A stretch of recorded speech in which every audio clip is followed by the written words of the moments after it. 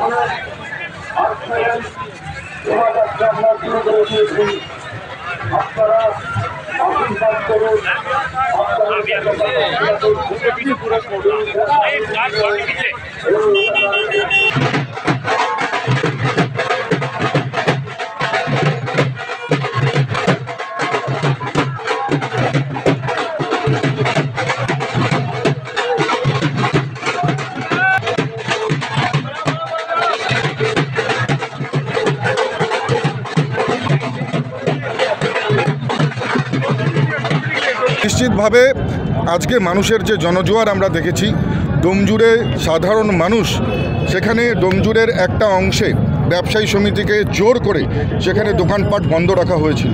তারপরেও সাধারণ মানুষ, সংখ্যালঘু ভাই থেকে শুরু করে বিভিন্ন হিন্দিভাষী ভাইয়েরা সেখানে কিন্তু উৎসবের মেজাজে সাধারণ মানুষ রাস্তার দুধারে দাঁড়িয়ে তাদের দুহাত ভরে আশীর্বাদ আমাদের প্রার্থী কবিশঙ্কর ঘোষকে করেছে।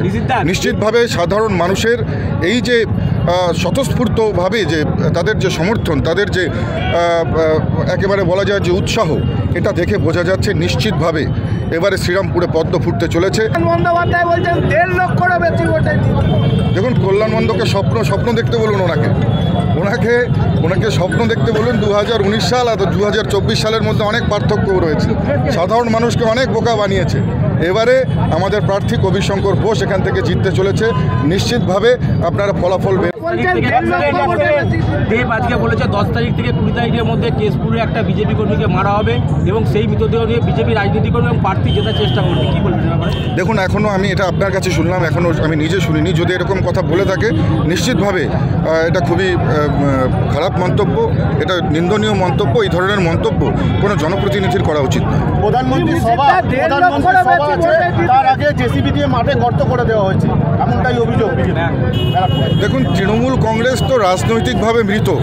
তৃণমূল কংগ্রেসের রাজনৈতিকভাবে তারা তাদের যে জমি সেটা হারিয়ে ফেলেছে।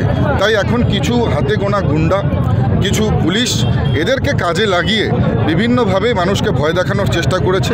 আমি আপনাকে দায়িত্ব নিয়ে বলে যাচ্ছি, যতই চেষ্টা করুক, যতই বাধা দেওয়ার চেষ্টা করুক, যতই জেসিবি দিয়ে তারা মাঠের মাটি খুঁড়ে আমাদের মাননীয় প্রধানমন্ত্রীর প্রোগ্রামকে বানচাল করার চেষ্টা করুক, সেই মাঠেই প্রোগ্রাম হবে এবং মাননীয় প্রধানমন্ত্রী আসবেন এবং সাধারণ মানুষের উদ্দেশ্যে তিনি তার বক্তব্য রাখবেন। কে কি বলছে দেখুন, সেটা তো বৃক্ষ তোমার নাম কি ফলে পরিচয়। যেদিন রেজাল্ট হবে সেদিন ওনারাও দেখতে পারবে আর আপনিও দেখতে পারবেন। চতুর্থ দফা, পঞ্চম দফা এবং আরও কয়েকটি দফা বাকি রয়েছে।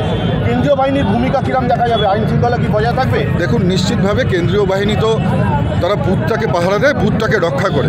নিশ্চিতভাবে এতটুকু বলা যেতে পারে, বুথে কোনো ধরনের যে কয়েক দফা আমরা দেখেছি, যে কটা ফেস ইলেকশন হয়েছে, তাতে কোনো রকমের বুথে কিন্তু কোনো ধরনের ঘটনা ঘটেনি।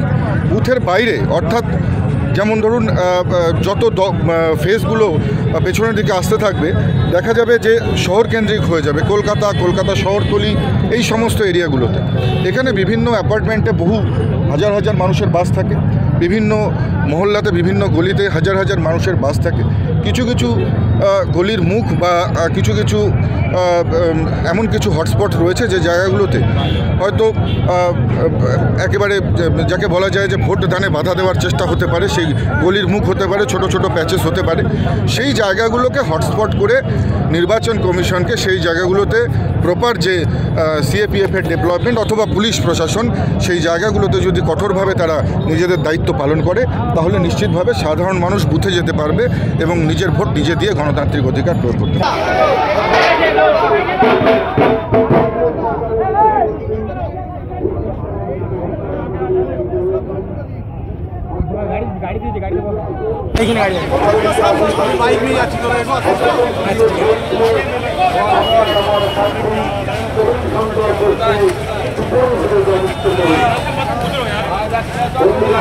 গাড়িটা আচ্ছা, ঠিক আছে।